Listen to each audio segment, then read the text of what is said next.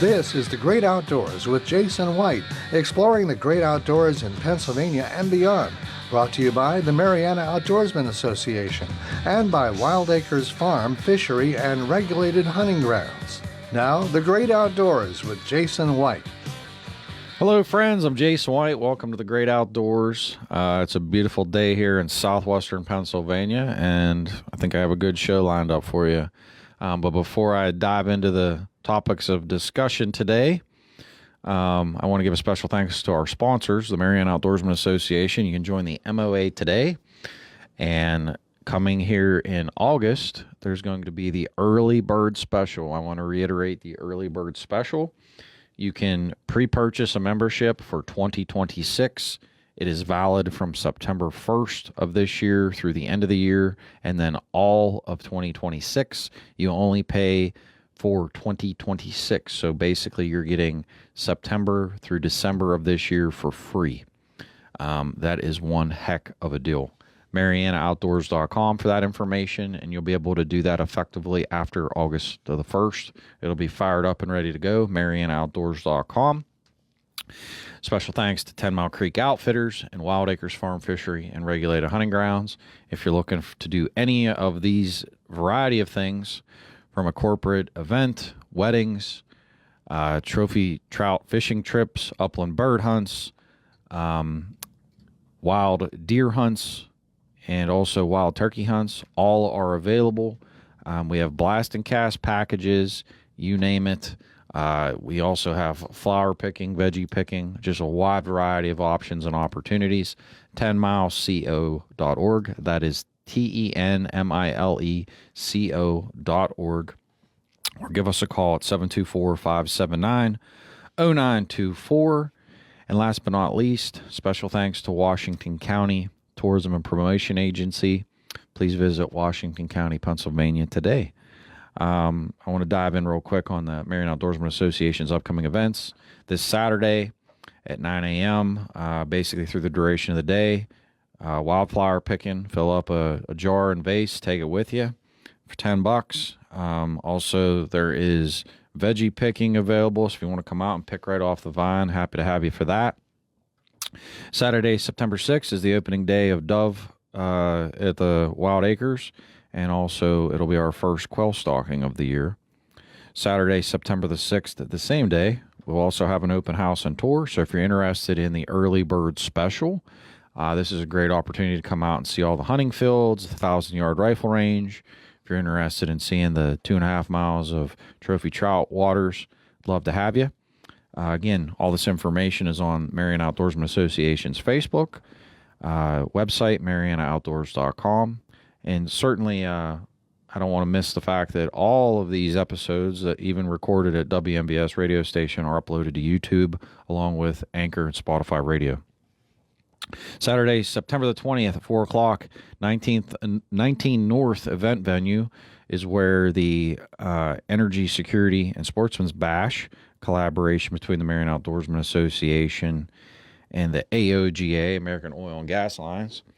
So if you're somebody that's interested in supporting the great outdoors or the energy industry, we'd love to have you. Tickets are available. Information, again, is available at the Mariana Outdoorsman Association's Facebook page, and also click on events and you'll see it, and also on our website, MarianaOutdoors.com. Friday, October 3rd will be the first trout stalking. That'll be early in the morning, basically 8 a.m. as quickly as we can. And that'll also fire up our tagged trout contest, which is a fun activity.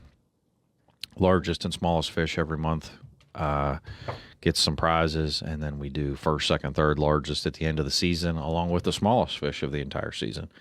And then we will be stocking fish monthly all the way through the month of May. So if you're looking at any of our other events, please make sure you do that. We got a lot of stuff happening, a lot of other events all the way, like I said, from September all the way through May. All of them are listed on Facebook and on our website. So there's a lot of stuff happening. Love to have you. So please, please, please, if you're interested in membership, I cannot stress enough, the Early Bird Special is the best deal that we offer. You get from September to December of this year for free, Free. and then you get all of 2026. I cannot stress enough, that is a great deal. You're getting a fantastic deal. So if you're interested, go on the website effectively August 1st, MarianaOutdoors.com. You can pre-purchase the membership, and then it's active beginning September 1st through December 31st of 2026.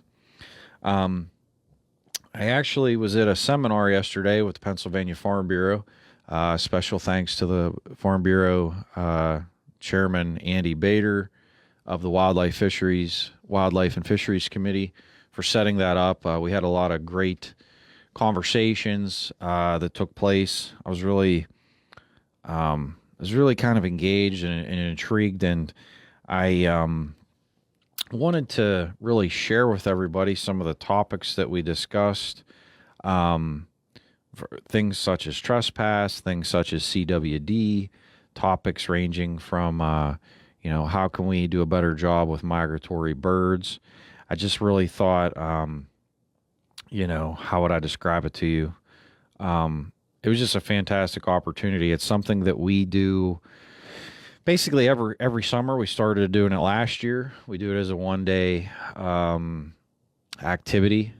So, when people ask about the Farm Bureau, like what all do you get and what are some of the benefits? Well, it's a lot of volunteerism. It's a lot of work. And I understand that not everybody has to do that. But for me, it's something that I'm involved with in my capacity, being on the Wildlife and Fisheries Committee. But again, yesterday was our second annual one. It's been a great way to kind of network with folks and to talk about key issues. So I'll just dive into I'm basically going to go through the agenda of what we went through yesterday and some of the key topics. We started off with a discussion about black vultures and migratory birds. It was actually from a PhD based out of Florida, connected with the National Wildlife Research Center, field station leader for wildlife services. I thought that was very interesting. Very interesting because there was one key thing that I took away from it is migratory birds are really mismanaged. There's a lot of correlations with property damage. There's a lot of correlations with calves and livestock in general being killed or maimed by black vultures.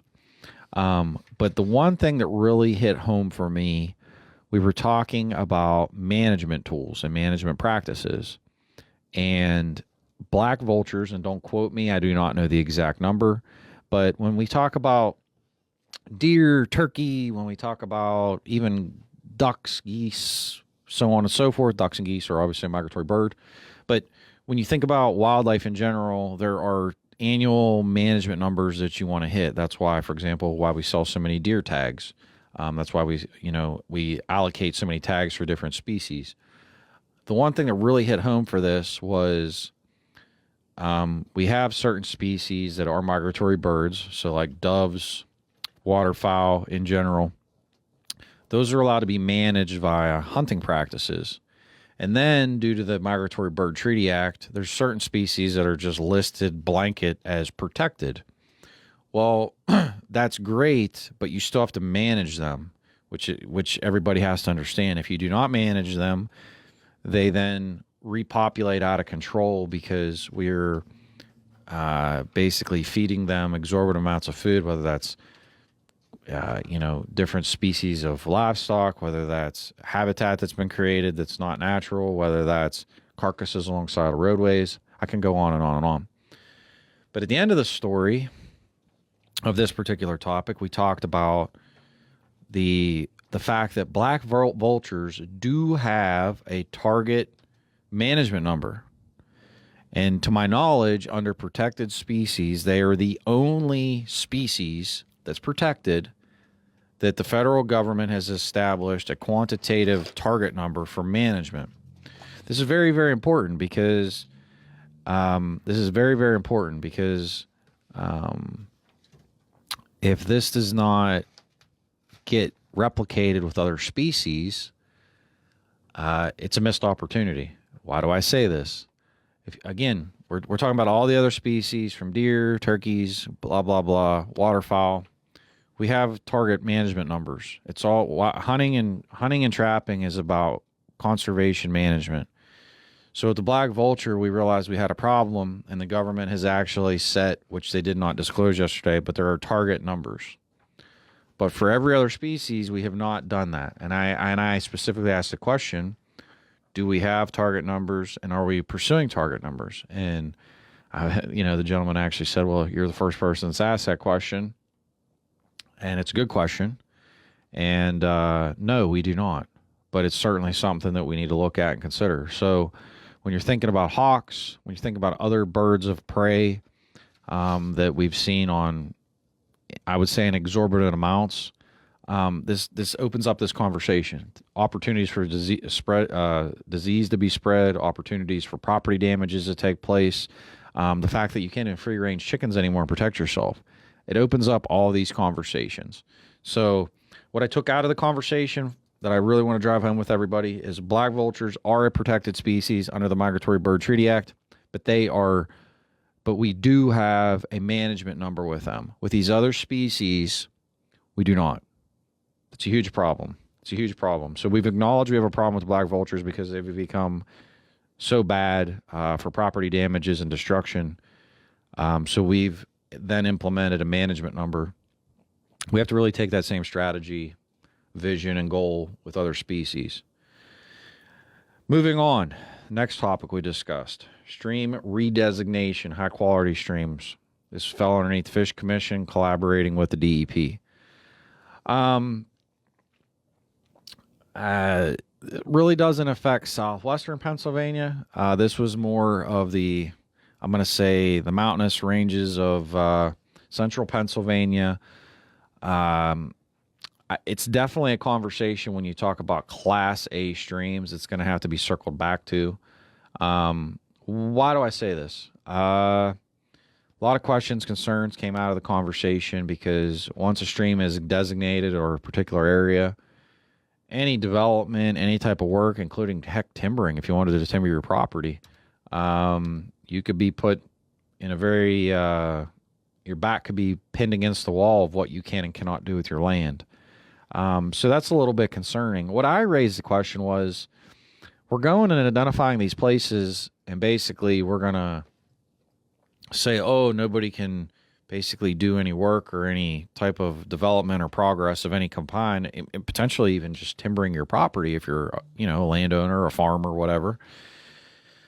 But also, I asked the question, I said, well, why are we not looking at the properties that are not identified as Class A and trying to get them improved or enhanced?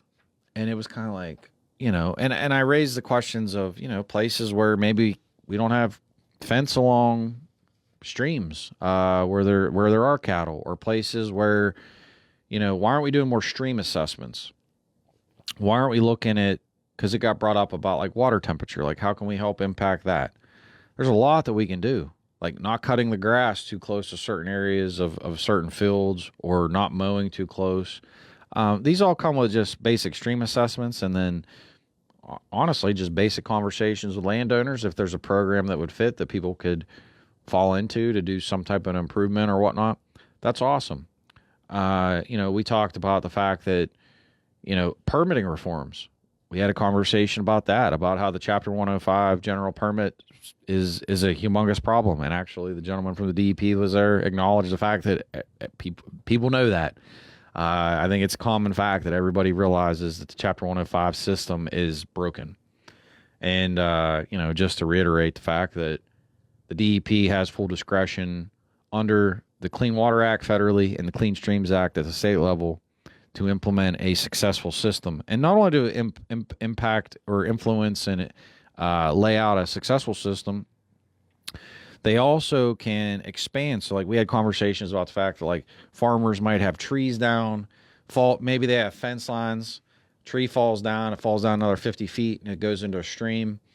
You're not allowed to get within 50 foot of a stream with a piece of equipment, heavy equipment, and you can't reach out like with a grapple bucket and grab it and pull it back. These are like concerns. These are problems. These are things that we need to look at and figure out, how to reform these permitting practices to make it more effective and I would even say efficient for everybody. Permits taking 5-6 months is just absolutely and utterly ridiculous. We certainly hit that home. But the thing I took away from everything was that there are concerns about just labeling these Class A streams because of the impacts on the landowners around them, upstream, what they can and cannot do with their properties, and how they could be then catapulted into potential permitting nightmares. And that's how the permitting discussion became, because it's like the permits as they sit today are a nightmare in Pennsylvania. I don't care who it is or who talks about it. There might be certain capacities, maybe with like a barber shop or something like that, where it's improved. That's awesome. But when you talk about general construction practices, energy, agriculture, basic home construction, culvert pipes, etc., it's a nightmare, utterly a nightmare. So the things that I would say impact the most people, it's an absolute nightmare. So it was a great conversation. There was a lot of dialogue. I certainly think there's going to need to be some follow-up about that, about how to, improve these practices and figure things out, because if they're going to continue to pursue Class A streams and cause additional permitting burdens on folks, then the permitting burdens need to be not only streamlined, but I would say alleviated and simplified on a very sincere and strategic path. We had a conversation about trespass. I thought that was extremely interesting. I thought there was a lot of great discussions and ideas. We had the opportunity. We had the head of the Bureau for the Fish Commission for law enforcement was there. There was a state police officer, and there was somebody from the Game Commission. We had a really good dialogue. I think that what came out of it was we acknowledge now the fact that Title 34 is now being beefed up due to House Bill 1431 and the Sunday hunting legislation, which is a good thing. But the problem is that the bulk of trespass does not happen with hunting. It happens from a wide variety of other factors and facets.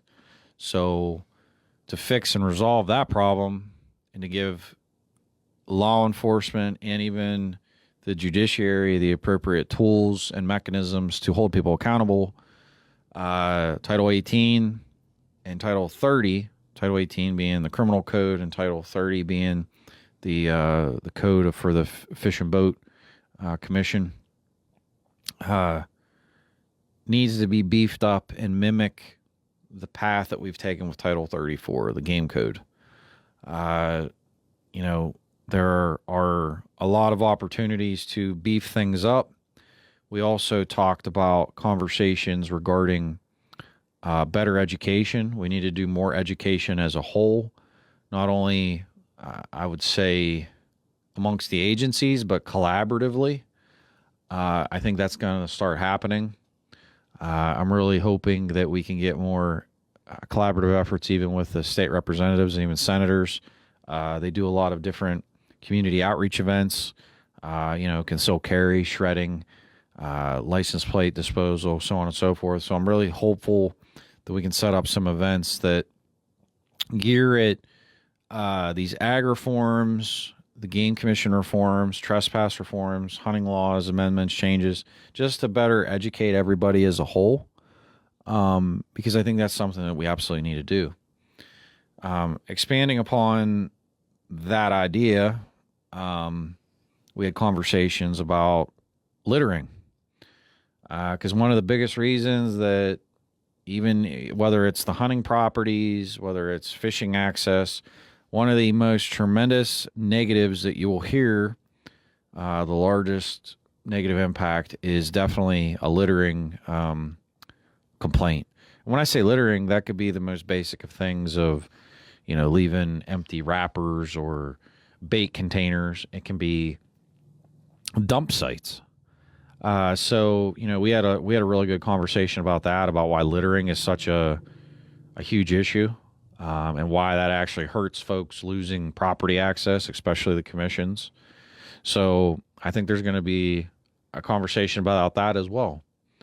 We also talked about better education of landowners to how to properly document and to capture that information if you were going to pursue some type of legal claim or pursuit with the appropriate authorities.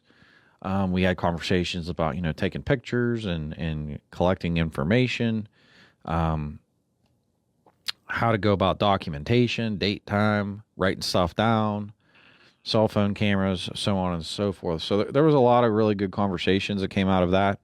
The other thing we also discussed on this same topic was the Pennsylvania Game Commission put out the Certified Hunter Program, which currently is only in southwestern Pennsylvania. But once you're a certified hunter, you get OnX Hunt app directly on your cell phone. You get the program, which is fantastic because what it does is every property that you're able to then access, which you still have to reach out and connect with the landowners, but when you connect with the landowner, the map is defined. Like, you're allowed to hunt here. This is where you can hunt. There can even be tree stands pre-marked. There can be parking areas or parking access areas pre-marked. The people that are fishing at those places are going to have hats that they're able to wear. They're going to have parking passes for their cars. So I think that there's a lot of opportunity for the Fish Commission to take a similar approach. So the Game Commission is rolling out this Certified Hunter Program, which, like I said, is currently only southwestern Pennsylvania, but any hunter can sign up and be trained to then utilize these said properties. But the opportunity then exists that hopefully next year the Certified Hunter Program is going to go statewide. So that's the next goal. And then from there, in my opinion, the Fish Commission needs to piggyback on this idea, and there should be a certified fisherman program. And if you're a certified fisherman, then that means that there should be other properties that private landowners would have that they could sign up. And hey, maybe they only want people to fish on their property for April, May, and June. I'm just being hypothetical. Well, guess what? So be it. That's what it is. If people are going to open it up for that period of time, that's great. People would still, in my opinion, have to potentially take an online little class tutorial, go over, get some parking passes. I see it as a really good thing. I see it as a really good opportunity. And I'm just, I think the Game Commission's eyes kind of lit up when we had the conversation. Obviously just a discussion, but definitely the opportunities to see people go on streams and they just take off and walk without knowing property lines, property boundaries. And that's when we get into a tizzy here, because the Fish Commission might stock a section of stream, but if the properties aren't properly marked and you don't know where they start and end, that's where you get into an issue. So what is really important is that this is a tremendous opportunity. It's a great opportunity for the Game Commission to not only continue to roll out the Certified Hunter Program statewide, but then for the Fish Commission to piggyback on it and potentially utilize the same platform for fishing access areas that are actually stocked, areas that are accessible. Hey, maybe certain areas would be accessible just certain times of the year. Why does a stream have to be open all the time? There's currently the Fish Commission even has the ideology that, everything must be open to everybody all the time. Well, guess what? The Game Commission realized that does not work because they kept losing property. What happened? Now you have this certified hunter where only certified hunters are allowed to access those areas. They have to go through these classes, and that's how it's going to be. So I see a tremendous opportunity here to piggyback on this idea and also to utilize the onX app for even the existing public access areas for people to better know where they can go, where property boundaries are, and even I would even say extrapolating this idea even larger. There's some other like spokes off of the wheel here. There's been conversations about putting QR codes on the hunting tags. Well, if you're using this app, you go out, you'd be able to scan your QR code. It would geo-track exactly your location, etc., where the deer was harvested. So the Game Commission is going to get better data than they've ever had before. Say you're in a situation when you want to be able to share, whether it's crop damage or wildlife pictures.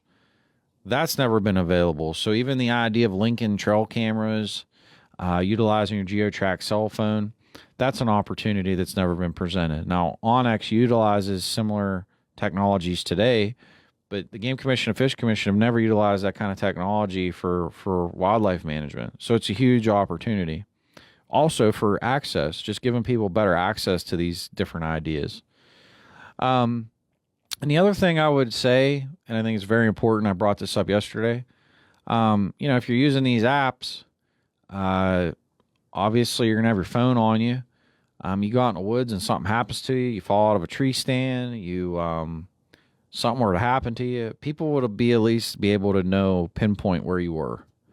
You would have an actual, people would know down to the, within probably 10 yards where you're at. So I think that's really important also, from a safety perspective, in case something were to happen to you and somebody needed to find you, how are they going to find you? And you're out, in a state forest. This same idea can be a mechanism that, you're in trouble. You need somebody to come get you. People could reach out and find you. So I think there was a lot of tremendous discussions that piggybacked off of the trespass conversation, opportunities for the future.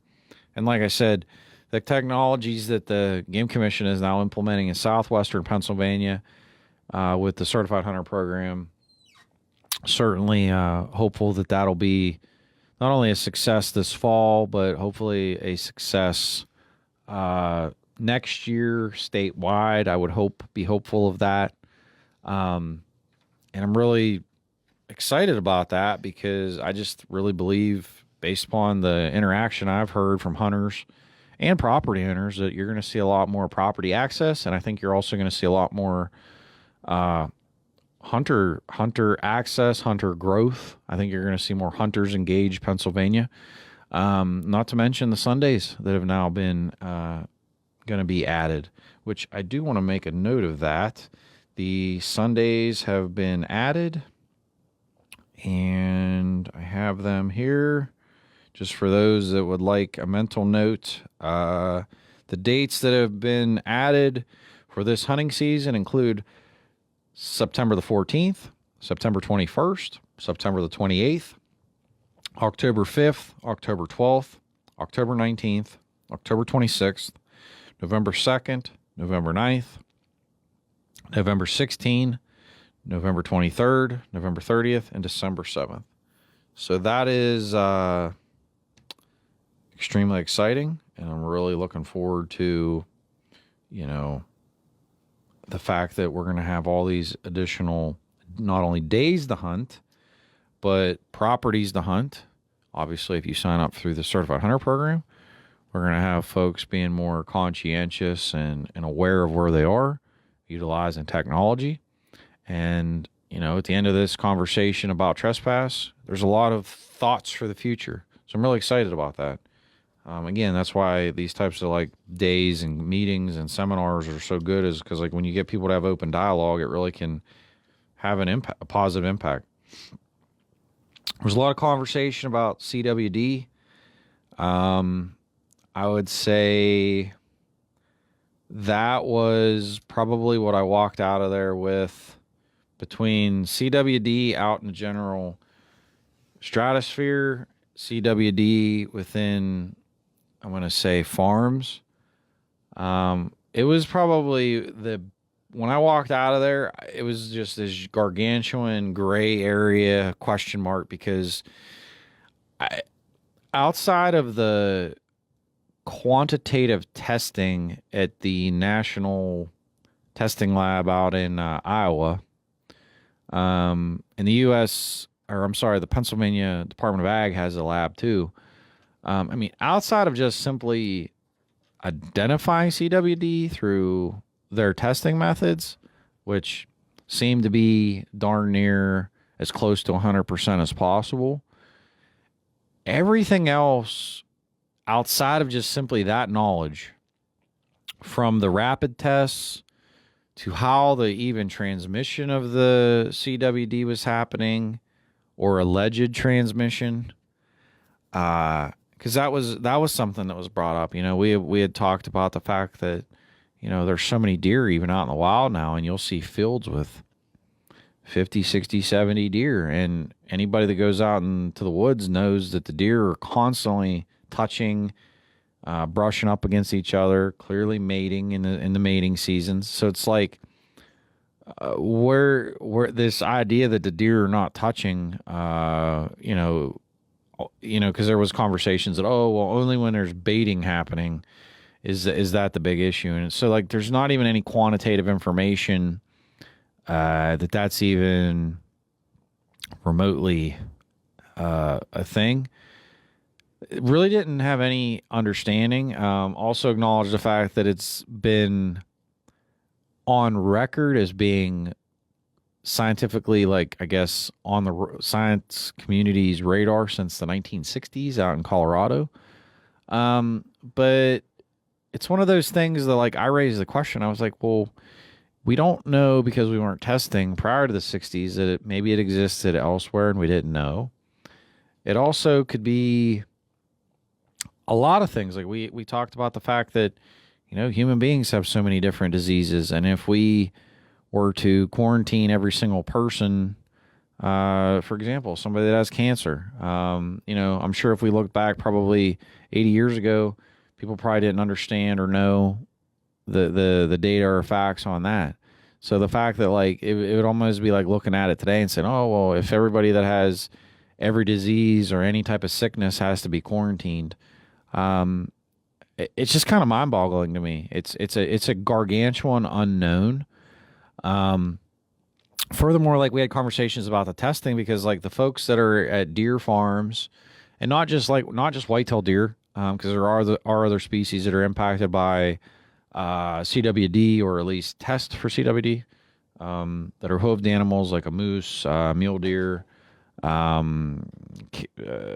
reindeer. There's a variety of them. I want to say there's 8.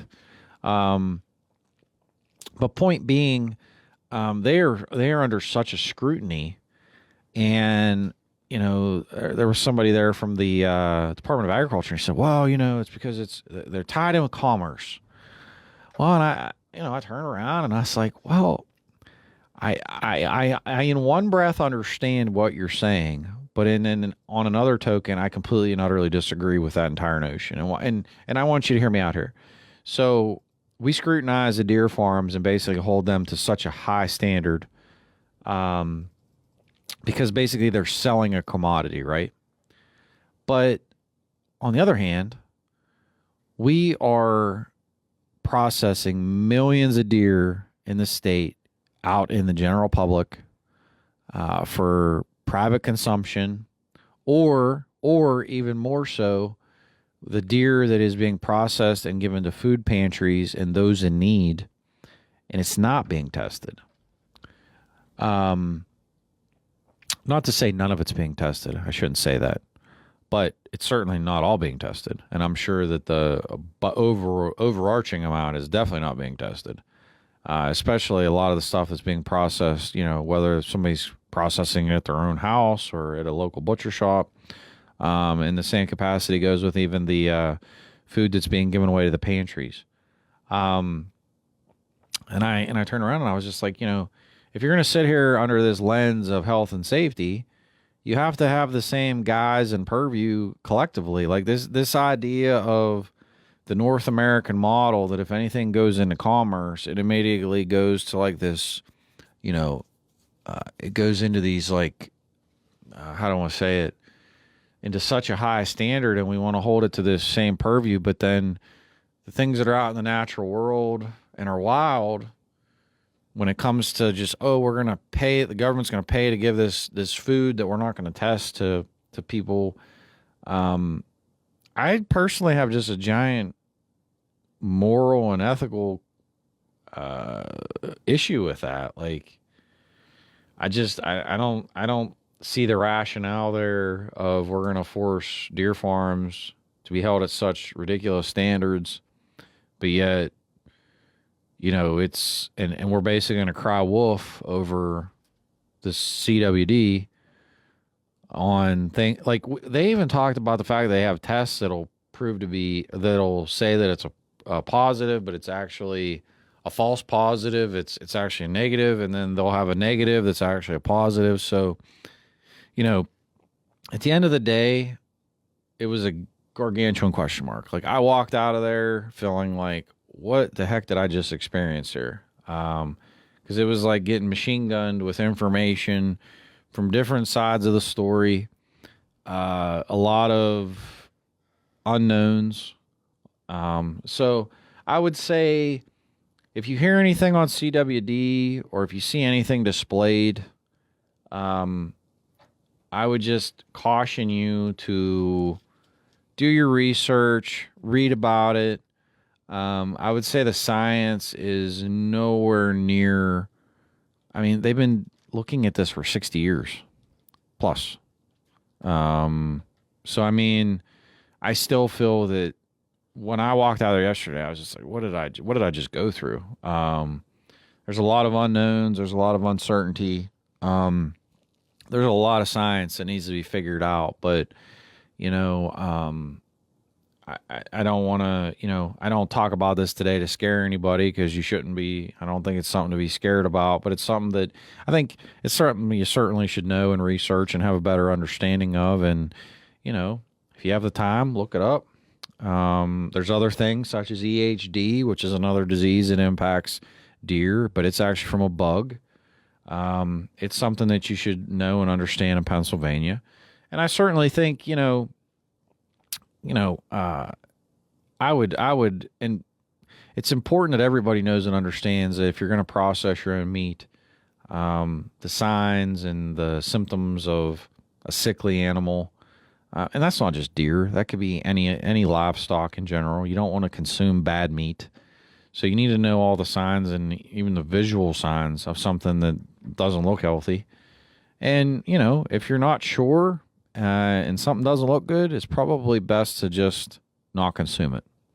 That would be my personal recommendation. But it doesn't hurt to be knowledgeable. It doesn't hurt to do your research. CWD is an interesting topic. EHD, interesting topic.